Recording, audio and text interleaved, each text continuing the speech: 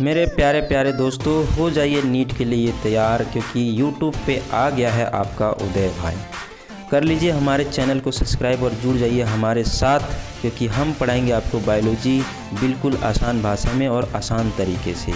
अपने मन में इच्छा जगाइए और हौसले को बुलंद करिए, और अपने मन में बस एक ही बात को याद रखिए कि तोड़ देंगे फोड़ देंगे, ज़रूरत पड़ी तो ए नीट तेरे लिए बाबू सोना को भी छोड़ देंगे।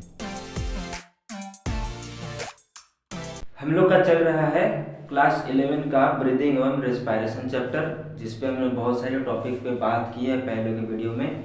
अभी जो वीडियो बन रहा है ये हमारा बनेगा एक्सचेंज ऑफ गैसेस के ऊपर। कि जो गैस होता है हमारा रेस्पिरेटरी गैस, जिसको हम लोग बोलते हैं ऑक्सीजन और कार्बन डाइऑक्साइड। ऑक्सीजन को अंदर लेते हैं और कार्बन डाइऑक्साइड को बाहर छोड़ते हैं। तो इन गैसों का एक्सचेंज किया जाता है, और कहाँ पे एक्सचेंज होता है, कैसे एक्सचेंज होता है, उस पर हम लोग इस वीडियो में बात करेंगे। देखिए रेस्पिरेशन में करते क्या है, तो रेस्पिरेशन में एनर्जी बनता है। सीधा सा बात, भोजन से क्या किया जाता है, एनर्जी बनता है, और इस एनर्जी को बनाने के लिए हमको ऑक्सीजन का जरूरी पड़ता है। और ऑक्सीजन मिलता कहाँ है हम लोग को, ऑक्सीजन मिलता है हम लोग को एयर में।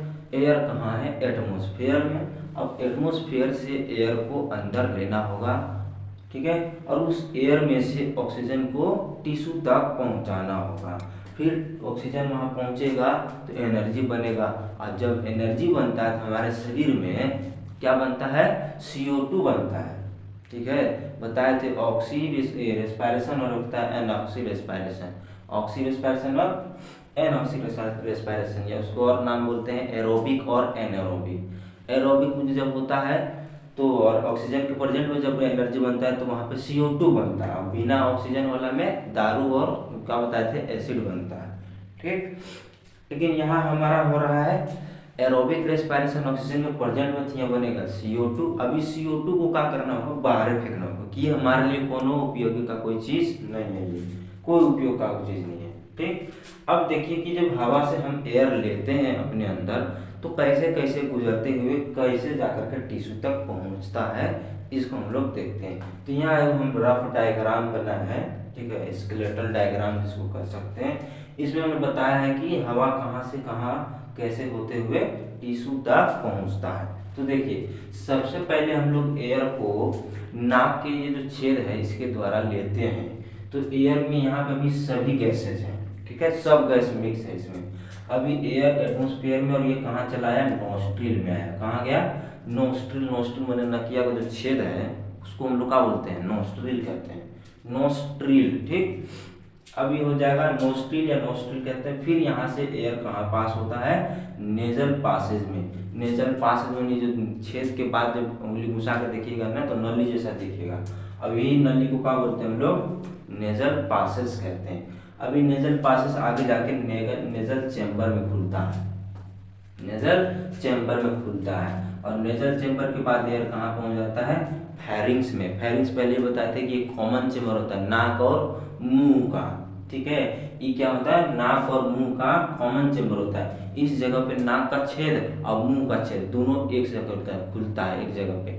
आप जीभ को अंदर जाकर देखिए ना, तो नाक का छेद यहाँ तालु के ऊपर छेद है एक, वहाँ पे खुलता है, और ये मुंह का, ये मुंह वाला छेद और जो नाक वाला छेद है तालु के ऊपर ऐसे जीभ लगा कर अंदर देगा तो धसेगा।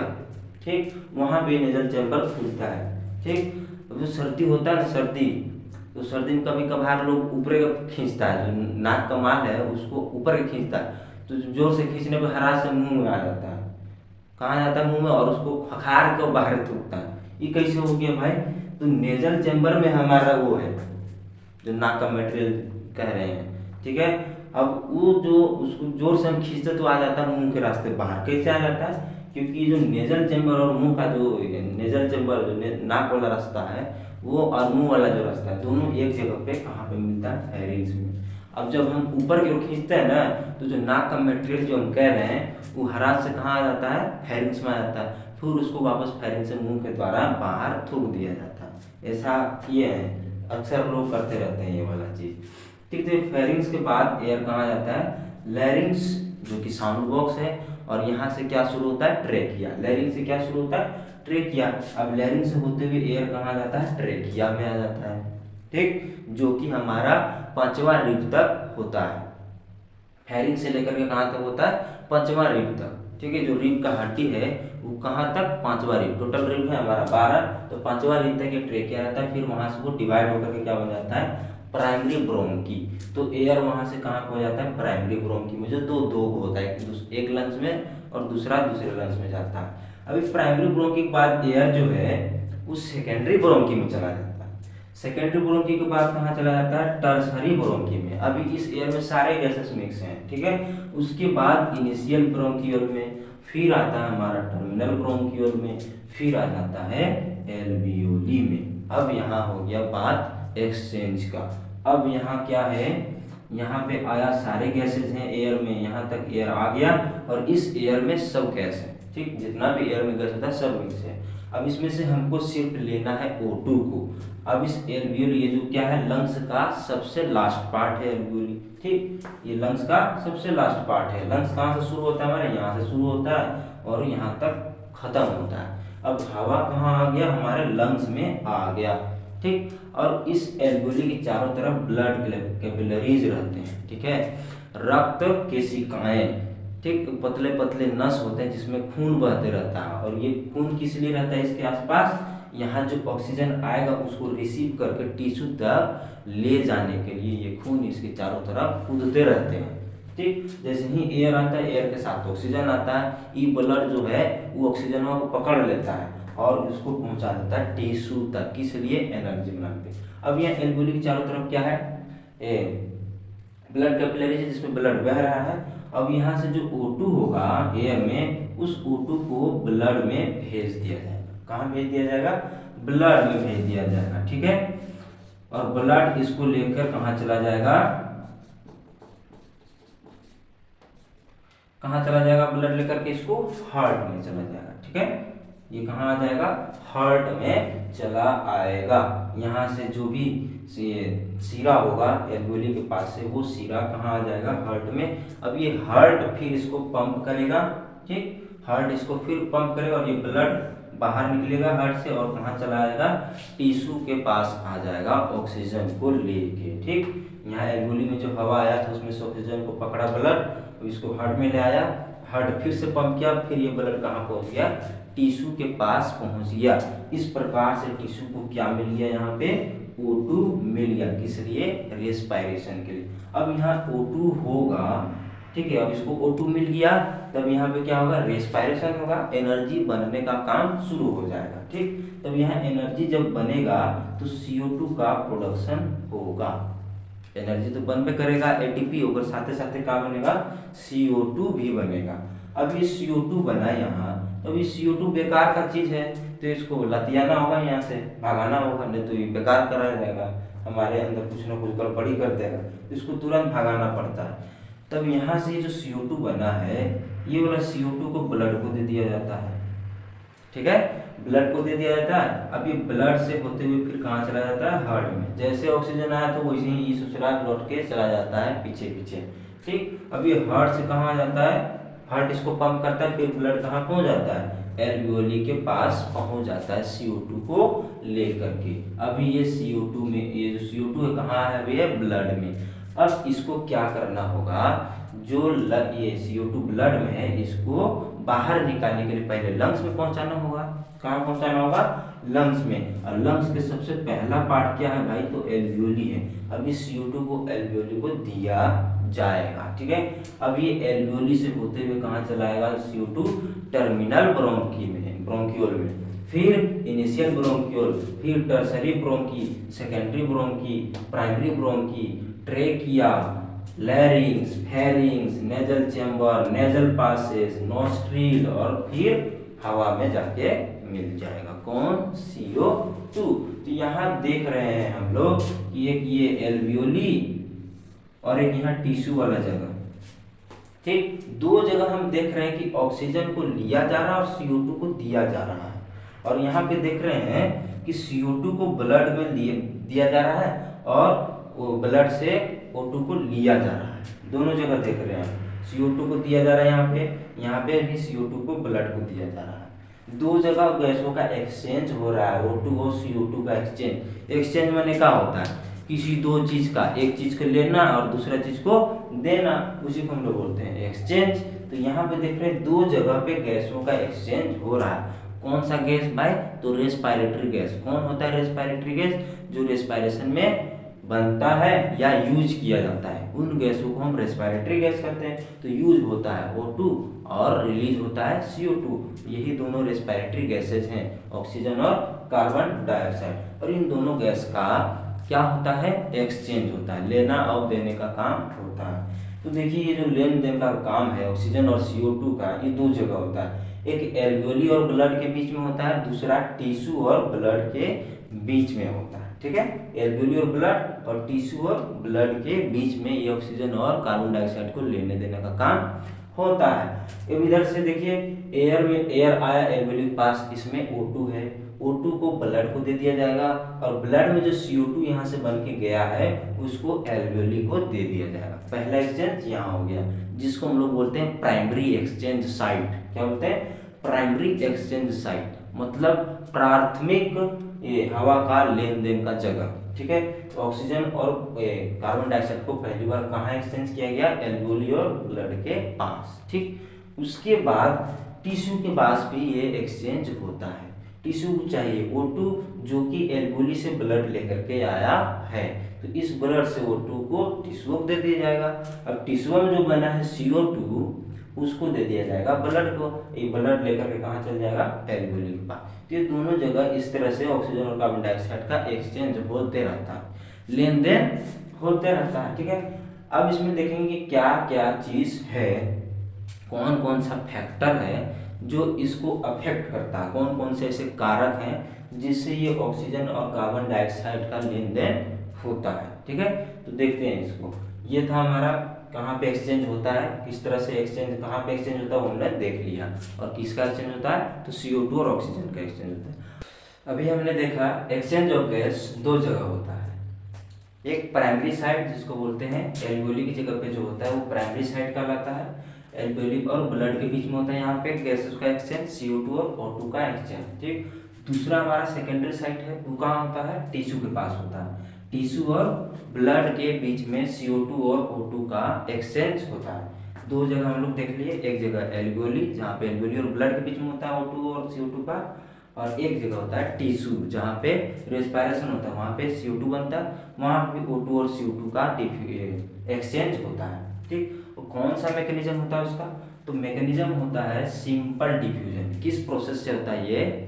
सिंपल डिफ्यूजन के द्वारा जो हमारा CO2 और O2 का एक्सचेंज होता है। डिफ्यूजन पहले ही बताया है, एक हायर कंसंट्रेशन से लोअर कंसंट्रेशन की ओर जाना क्या कहलाता है? डिफ्यूजन कहलाता है। किसी भी चीज का हायर कंसंट्रेशन से मतलब ज्यादा वाला मात्रा की तरफ से कम मात्रा वाला तरफ जाना डिफ्यूजन कहलाता है। ठीक, अब इसमें देखते हैं कि जो फैक्टर्स हैं, क्या क्या फैक्टर्स हैं जो इस डिफ्यूजन को या गैस के एक्सचेंज को क्या करते हैं? प्रोत्साहित करते हैं, है ना, या इस डिफ्यूजन को करवाने में मदद करते हैं। कौन कौन सा फैक्टर जो इफेक्ट करता है? पहला हमारा है पार्शियल प्रेशर। क्या है? जो कि सबसे मेन फैक्टर है, पार्शियल प्रेशर, और एक यहाँ पे कंसंट्रेशन ग्रेडियंट दिए हैं। ये दो मेन फैक्टर हैं CO2 और O2 का एक्सचेंज कराने के लिए। ठीक है, कहाँ कहाँ? एल्वेओली और टिश्यू के पास, दोनों जगह पे ये दोनों फैक्टर जो है मेन है, ये दोनों काम ज़्यादा करते हैं। ठीक, अफेक्ट ज़्यादा करता है। पार्शियल प्रेशर का मतलब क्या होता है? किसी भी गैस के द्वारा किसी सतह पर क्या करना? दाब लगाना पार्शियल प्रेशर कहलाता है। समझे? जैसे बैलून में अगर रखा हुआ है हवा, भरा हुआ है, तो वो हवा जो है बैलून का दीवार है, जो बैलून का जो दीवार है, जो गुब्बारा का दीवार है, उस पर क्या लगा रहा है? प्रेशर लगा रहा है, और वो जितना प्रेशर लगा रहा है उसी को बोलते हैं हम लोग पार्शियल प्रेशर। ठीक, तो किसी गैस के द्वारा किसी दीवार पर, किसी भी सरफेस पर लगाया गया प्रेशर को हम लोग क्या बोलते हैं? Partial pressure. तो O2 का पार्शियल प्रेशर और CO2 का जो पार्शियल प्रेशर होता है वो अलग अलग जगह पे अलग अलग होता है। ठीक है, और उस चीज पे डिपेंड करता है डिफ्यूजन। देखिए हमारा एटमॉस्फेयर में O2 का जो पार्शियल प्रेशर वो क्या है? 159 है। ठीक है, और एल्वेओली एल्वियोली में जब O2 कहाँ आ जाता है, एल्वियोली में जब एटमॉस्फेयर में रहता है तो उसका पार्शियल प्रेशर होता है 159। मतलब ये अगर एटमॉस्फेयर में है तो किसी दूसरे सतह पर 159 mmHg ये यूनिट होता है पार्शियल प्रेशर का। mmHg प्रेशर का आप लोग फिजिक्स में पढ़ेंगे कि प्रेशर का यूनिट mmHg इसमें मापा जाता है। तो 159 mmHg का क्या होता है, प्रेशर लगाता है किसी सरफेस पे जब एटमॉस्फेयर में ऑक्सीजन रहता है तब। और जब ये ऑक्सीजन एल्वियोली में पहुंच जाता है, कहाँ पहुंच जाता है, एल्वियोली, जो हमारा लंग्स का जो थैली है उसको एल्वियोली कहते हैं, उसमें जब ये पहुंच जाता है ऑक्सीजन तो 104 mmHg का क्या लगाता है, पार्शियल प्रेशर लगाता है एल्वियोली के दीवार पे। किस पे, एल्वियोली की दीवार पे उसका पार्शियल प्रेशर कितना होता है, 104 mmHg। जब वो ब्लड में रहता है, कैसा ब्लड, डीऑक्सीजनेटेड ब्लड, ठीक है, जिसमें कार्बन डाइऑक्साइड का मात्रा ज़्यादा होता है और ऑक्सीजन का मात्रा कम होता है, उसको डीऑक्सीजनेटेड ब्लड कहते हैं। उसमें कितना होता है इसका प्रेशर, तो 40 mmHg होता है, क्योंकि वहाँ पे क्या है, उसका कंसंट्रेशन कम है। उसके बाद ऑक्सीजनेटेड ब्लड, ऑक्सीजनेटेड ब्लड जिसमें ऑक्सीजन का मात्रा ज़्यादा है और कार्बन डाइऑक्साइड का मात्रा कम है, तो वहाँ पे इसका जो पार्शियल प्रेशर होता है 95 mmHg होता है। अब टिश्यू के पास क्या होता है, 40 mmHg होता है। अब वही बात करें हम लोग CO2 का, तो CO2 उसका जो एटमॉस्फेयर में पार्शियल प्रेशर होता है वो 0.3 mmHg होता है। ठीक, कितना होता है, 0.3 mmHg। एल्वियोली में उसका कितना पार्शियल प्रेशर होता है, 40 mmHg। डीऑक्सीजनेटेड ब्लड जिसमें कार्बन डाइऑक्साइड की मात्रा ज़्यादा है तो उसका जो है पार्शियल प्रेशर 45 mmHg होता है। और ऑक्सीजनेटेड ब्लड जिसमें कार्बन डाइऑक्साइड की मात्रा कम है वहाँ पे 40 mmHg प्रेशर होता है। और टिश्यू में कितना होता है, 45 mmHg। यहाँ पे एक बात हम नोटिस कर रहे हैं बार बार कि जहाँ जिसका कंसंट्रेशन ज़्यादा है, जहाँ जिसका मात्रा ज़्यादा है वहाँ पे पार्शियल प्रेशर भी क्या है, ज़्यादा है। देख रहे हैं यहाँ एटमॉस्फेयर में 21% ऑक्सीजन होता है, जानते हैं, पहले पढ़ेंगे। 78% नाइट्रोजन और 21% क्या होता है, ऑक्सीजन। तो यहाँ और कार्बन डाइऑक्साइड का मात्रा कितना होता है, एकदम 0.003%। तो यहाँ पर कार्बन डाइऑक्साइड की मात्रा कम है और ऑक्सीजन की मात्रा एटमॉस्फेयर में ज़्यादा है, तो देखिए इसका पार्शियल प्रेशर भी क्या है, ज़्यादा है। अरे बैलून ले लीजिए, ठीक, बैलून ले लीजिए, उसमें कम हवा भरिए तो कम फूलता है, अब ज़्यादा हवा भरिए तो ज़्यादा फूलता है। काहे, कम काहे फूला, कम हवा में प्रेशर कम लगा। और जब ज़्यादा हवा भर दिए तो बैलून के दीवार पे प्रेशर का होगा, बढ़ गया। तो मात्रा के साथ साथ प्रेशर भी क्या होता है, डिपेंड कर रहा था। अभी एक आदमी दरवाज़ा ढकेल रहा था, अब 4 आदमी ढकेल रहा था, प्रेशर कितना में ज़्यादा लगेगा, 4 आदमी जब ढकेलेगा तब ना ज़्यादा जोर से ढकलाएगा। तो वही बात यह, कंसंट्रेशन ज़्यादा रहता है तो पार्शियल प्रेशर भी ज़्यादा रहता है। जैसे एटमॉस्फेयर में इसका ज़्यादा है तो पार्शियल प्रेशर बहुत ज़्यादा है। और ये कार्बन डाइऑक्साइड बहुत कम होता है एटमॉस्फेयर में, तो इसका पार्शियल प्रेशर भी क्या है, बहुत कम है। ठीक है, और यहाँ एल्वियोली में वही बात है, आया एयर में ऑक्सीजन ज़्यादा है और कार्बन डाइऑक्साइड कम है। तो यहाँ पे एल्वियोली में इसका पार्शियल प्रेशर देखिए 104 है और कार्बन डाइऑक्साइड का 40 है। उसी प्रकार डीऑक्सीजनेटेड ब्लड में ऑक्सीजन का मात्रा कम हो जाता है और कार्बन डाइऑक्साइड की मात्रा ज़्यादा हो जाता है। तो यहाँ देखिए 40 mmHg है ब्लड किसका, ऑक्सीजन का, क्योंकि ऑक्सीजन कम है और कार्बन डाइऑक्साइड का 45, क्योंकि कार्बन डाइऑक्साइड ज़्यादा है किसमें, डीऑक्सीजनेटेड ब्लड। और वही बात करें ऑक्सीजनेटेड ब्लड जिसमें ऑक्सीजन की मात्रा ज़्यादा हो गया और कार्बन डाइऑक्साइड का हो गया, कम हो गया। तो यहाँ इसका पार्शियल प्रेशर बढ़ गया और कार्बन डाइऑक्साइड का कम है। टिश्यू के पास देखिए, टिश्यू के पास रेस्पिरेशन हो रहा है, वहाँ बार बार कार्बन डाइऑक्साइड बन रहा है और O2 को तो लाया जा रहा है, O2 यूज हो जा रहा है और कार्बन डाइऑक्साइड रिलीज हो रहा है। तो टिश्यू के पास कार्बन डाइऑक्साइड की मात्रा ज़्यादा है और ऑक्सीजन का मात्रा कम है, तो ऑक्सीजन का पार्शियल प्रेशर कम और कार्बन डाइऑक्साइड का पार्शियल प्रेशर ज़्यादा है। ठीक, तो इसीलिए बोले कि पार्शियल प्रेशर और कंसंट्रेशन दोनों एक दूसरे से क्या है, रिलेटेड है, संबंधित है, दोनों का आपस में क्या है, संबंध है कुछ ना कुछ। इसलिए ये दोनों जो फैक्टर है ये ज़्यादा इफेक्ट करता है किसको, डिफ्यूजन ऑफ कार्बन डाइऑक्साइड और ऑक्सीजन का। ठीक है, अब डिफ्यूजन में यही दोनों काम ज़्यादा करते हैं, प्रेशर और कंसंट्रेशन ग्रेडियंट। हम जब भी पढ़ते हैं डिफ्यूजन तो कंसंट्रेशन का ही बात करते हैं, हाई कंसंट्रेशन से लो कंसंट्रेशन की ओर जाता है। तो ये दोनों फैक्टर ज़्यादा इफेक्ट करता है। तीसरा और चौथा भी फैक्टर है, क्या है देखिए, तीसरा फैक्टर है सोल्युबिलिटी ऑफ गैस। ब्लड में कौन सा गैस ज़्यादा सोल्यूबल होता है, वो भी इस पे अफेक्ट करता है। तो सोल्यूबिलिटी ऑफ CO2 जो है वो ऑक्सीजन से 20 से 25 गुना ज़्यादा होता है। मतलब कार्बन डाइऑक्साइड का जो सोल्यूबिलिटी होता है ब्लड और प्लाज्मा में, वो ऑक्सीजन से 20 से 25 टाइम ज़्यादा होता है, 20 से 25 गुना ज़्यादा होता है। ठीक, तो वहाँ पे ये टिश्यू की जगह पे ये वाला फैक्टर काम करता है। कहाँ काम करेगा? टिश्यू के स्थान पे जो एक्सचेंज हो रहा है वहाँ पे ये फैक्टर काम करता है। CO2 ब्लड के साथ फटाफट क्या हो जाता है? सोल्यूबल हो जाता है, और ऑक्सीजन सोल्यूबल नहीं होता। वो ऑक्सीजन कहाँ निकल जाता है? टिश्यू के पास आ जाता है, ब्लड से निकल के टिश्यू के पास आ जाता है। और यहाँ पे सोल्यूबिलिटी जो है माने घुलनशीलता, घुलने की क्षमता, सोल्यूबिलिटी माने घुलने की क्षमता जो होता है वो CO2 का 20 से 25 गुना ज़्यादा है ऑक्सीजन से। तो ये फटाफट ब्लड और प्लाज्मा का हो जाता है, मिक्स हो जाता है टिश्यू के पास से। ठीक, तो ये भी फैक्टर काम करता है। दूसरा, थिकनेस ऑफ मेम्ब्रेन। मेम्ब्रेन माने क्या होता है? परत। जहाँ भी डिफ्यूजन हम देखिए, एल्वियोली में डिफ्यूजन और टिश्यू में डिफ्यूजन है, तो एल्वियोली के पास भी मेम्ब्रेन है और टिश्यू के पास भी मेम्ब्रेन है। ब्लड और किसके बीच?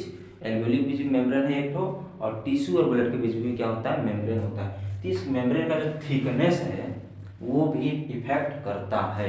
ठीक है, तो देखिए एल्वियोली मेम्ब्रेन का जो थिकनेस होता है वो 0.2 माइक्रोमीटर से 2.5 माइक्रोमीटर होता है। ठीक, एल्वियोलर मेम्ब्रेन का ये थिकनेस है, ये भी फैक्टर करता है, अफेक्ट करता है। यहाँ देखिए हम यहाँ बनाए हैं ये मेम्ब्रेन, ये वाला जो दिख रहा है ये वाला पोर्शन, यही क्या है? मेम्ब्रेन है। इसी मेम्ब्रेन के बीच CO2 और O2 का क्या होता है? एक्सचेंज होता है। यहाँ पे एल्वियोलर मेम्ब्रेन है, एल्वियोली कैविटी है, ये O2 है इसमें आया, और यहाँ ब्लड है, ये ब्लड कैपिलरीज, इसमें ब्लड आ रहा है, इसमें CO2 है, तो ये CO2 को इसमें भेज दिया जाता है और O2 को इसमें भेजा जाता है। ठीक, O2 को ब्लड कैपिलरीज में भेजा जाता है, जो ब्लड लेकर के टिश्यू के पास चल जाता है ऑक्सीजन को, और जो ब्लड लेके आया था कार्बन डाइऑक्साइड को ब्लड कैपिलरीज में है, उसको भेज दिया जाता है किसमें? एल्वियोली में भेज दिया जाता है। और इन दोनों के बीच में एक क्या है? मेम्ब्रेन है। इसी मेम्ब्रेन की बात हम कर रहे हैं, और इसी का क्या होता है? 0.2 माइक्रोमीटर से 2.5 माइक्रोमीटर इसका थिकनेस होता है, मोटाई होता है, जो कि बहुत कम है, इससे कोई फर्क नहीं पड़ता है, बहुत कम है। देखिए 0.2 माइक्रोमीटर है और 2.5 माइक्रोमीटर है।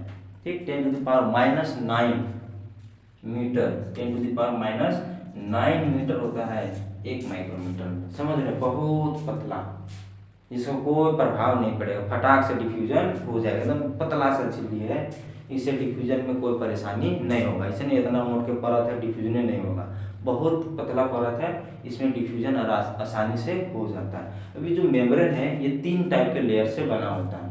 एक तो हमारा यहाँ है squamous epithelium of alveolar wall. ठीक है, एल्वियोली का जो स्क्वेमस एपिथेलियम है ये एक लेयर हो गया। दूसरा है एंडोथेलियम ऑफ ब्लड कैपिलरी, और ब्लड कैपिलरीज का एंडोथेलियल लेयर होता है, एंडोथेलियम सेल का बना होता है, और ये स्क्वेमस एपिथेलियम सेल का बना होता है। किसका वाल? एल्वियोली का वाल। और ब्लड कैपिलरी का जो वाल होता है वो एंडोथेलियम टिश्यू का बना होता है, और उसके बीच में होता है एक सब्सटेंस जिसको बोलते हैं बेसमेंट सब्सटेंस। ये भी एक लेयर, तो 3 तरह का लेयर हो गया, स्क्वेमस एपिथेलियम लेयर, दूसरा किसका? एल्वियोली का, और एंडोथेलियम लेयर किसका? ब्लड कैपिलरीज का, और एक होता है बेसमेंट लेयर, बेसमेंट सब्सटेंस का। ये जो बेसमेंट सब्सटेंस है ये अलग अलग मॉलिक्यूल्स का बना होता है, अलग अलग सब्सटेंस का बना होता है। क्या क्या? कोलेजन टाइप 4, जिसको हम लोग कोल 4 भी पढ़ते हैं। ठीक, ये कोलेजन होता है, टाइप 4 का कोलेजन होता है। ठीक ना, जो मेन सब्सटेंस होता है किसका? बेसमेंट सब्सटेंस के, कोलेजन टाइप 4। ठीक, इसका बना होता है। और लेमिनिन, ठीक, लेमिनिन होता है, लेमिनिन और इंडोजेन का बना होता है। ये 3 महत्वपूर्ण मॉलिक्यूल है, बहुत महत्वपूर्ण सब्सटेंस है, जिससे मिलकर के बेसमेंट सब्सटेंस बनता है। पहला कोलेजन टाइप 4, लेमिनिन, इंडोजेन, ये तीनों सब्सटेंस से मिलकर के बेसमेंट सब्सटेंस मिला होता है, बनता है। और भी बहुत सारे मॉलिक्यूल होते हैं, लेकिन ये 3 मेन है।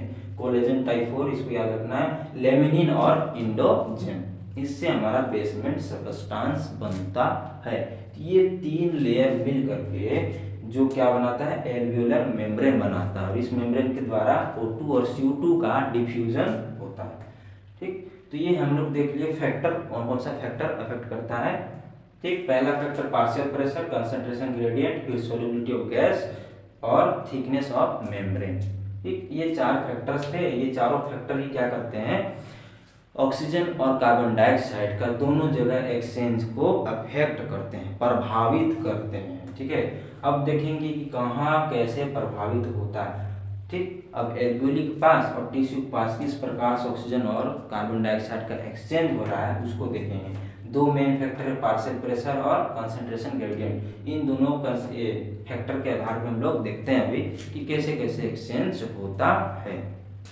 अभी हम लोग देखें कि ऑक्सीजन और कार्बन डाइऑक्साइड का जो एक्सचेंज है एल्वियोली और टिश्यू के बीच में, उसको चार फैक्टर अफेक्ट करता है। चार गो फैक्टर, चार गो कारक जो है वो इसको प्रभावित करता है।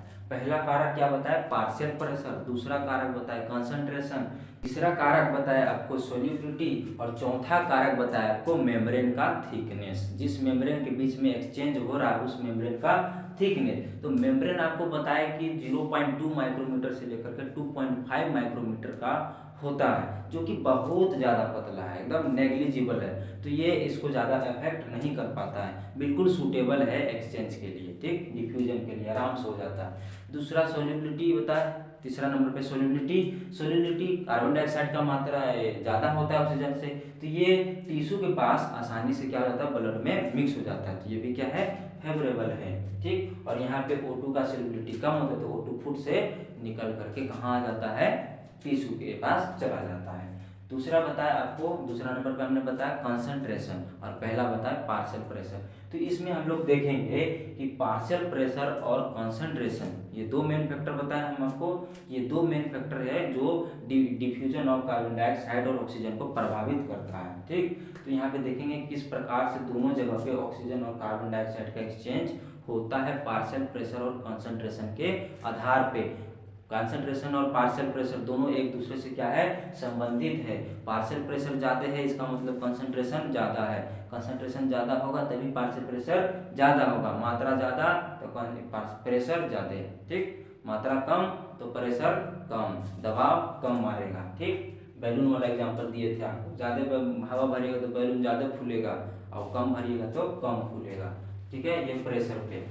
तो यहाँ पे जो स्ट्रक्चर देख रहे हैं इसको पहले देखिए, ये क्या है, एल्वियोली है। ठीक, और ये देखिए यहाँ पे पल्मोनरी आर्टरी है। ये पल्मोनरी आर्टरी क्या कर रहा है, डीऑक्सीजनेटेड ब्लड को यहाँ पे ला रहा है। डीऑक्सीजनेटेड ब्लड कहाँ से आ रहा है, टिश्यू के पास से।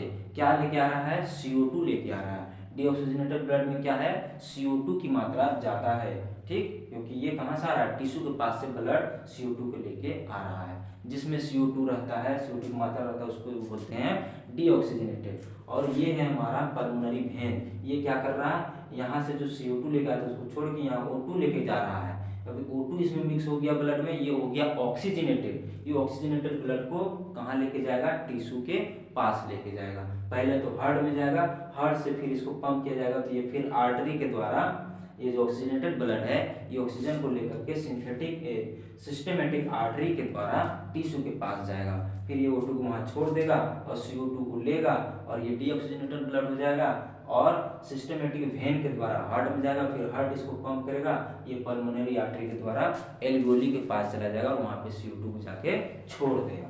तो अब यहाँ देखिए कि एल्वियोली में कैसे इसका एक्सचेंज होता है। यहाँ पे हम जब सांस लिए तो एयर में ऑक्सीजन का मात्रा ज़्यादा है, ये ऑक्सीजन लेके आया है, यहाँ पे ऑक्सीजन जाते हैं एल्वियोली के पास, और इधर से टिश्यू के पास से CO2 को लेकर के आया पल्मोनरी आर्टरी, उसमें CO2 का मात्रा क्या है, ज़्यादा है।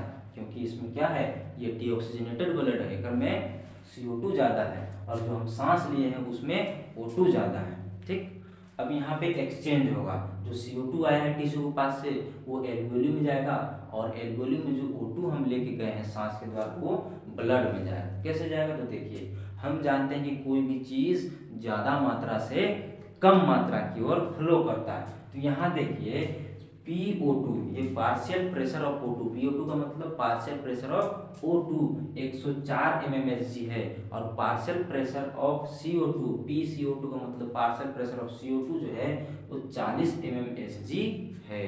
तो यहाँ पे ऑक्सीजन का मात्रा ज़्यादा है क्योंकि प्रेशर इसका ज़्यादा है, तो स्वाभाविक सी बात है कि O2 का मात्रा ज़्यादा है, कहाँ, एल्वियोली में। ठीक, और CO2 का जो पार्शियल प्रेशर है वो 40 है, मतलब कि CO2 का मात्रा कम है। तो यहाँ पे और बात करें हम अगर ऑक्सीजन की बात करें यहाँ पे किसमें, पल्मोनरी आर्टरी में, जिसमें क्या है, डीऑक्सीजनेटेड ब्लड है। ठीक। ठीक है।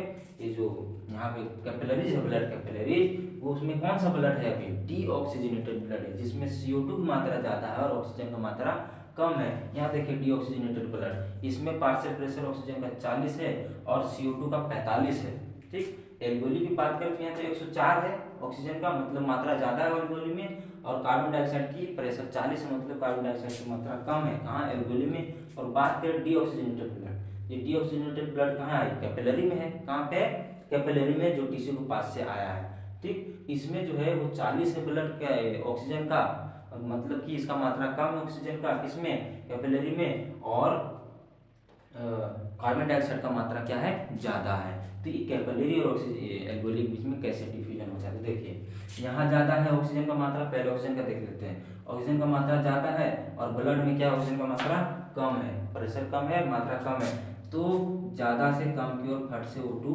चला आएगा, मतलब एल्वेओली से कहाँ चला आएगा, ब्लड कैपिलरी में आ जाएगा, ये ब्लड में मिक्स हो जाएगा O2 और ये ब्लड हो जाएगा ऑक्सीजनेटेड। अब इसमें ऑक्सीजन का मात्रा ज़्यादा हो गया, अब ये क्या हो गया, ऑक्सीजनेटेड हो गया। अब देखिए CO2 का डिफ्यूजन कैसे होता है, तो CO2 का डिफ्यूजन कहाँ से हो रहा है भाई, तो कैपिलरी से कहाँ होना है, एल्वेओली में होना है। तो कैपिलरी में देखिए, कैपिलरी में कौन सा ब्लड है, डीऑक्सीजनेटेड ब्लड, इसमें कार्बन डाइऑक्साइड की मात्रा ज़्यादा है, प्रेशर ज़्यादा होने के कारण, प्रेशर ज़्यादा है, इसका मतलब यहाँ पे जो कैपिलरी उसमें कार्बन डाइऑक्साइड की मात्रा ज़्यादा है। और एल्वेओली में देखिए तो यहाँ इसका प्रेशर 40 mmHg है, मतलब कि एल्वेओली में CO2 का मात्रा कम है, तो ज़्यादा से कम की ओर फट से CO2 क्या हो जाएगा, ट्रांसफर हो जाएगा, मतलब ब्लड कैपिलरी से कहाँ चल जाएगा, एल्वेओली में ट्रांसफर हो जाएगा।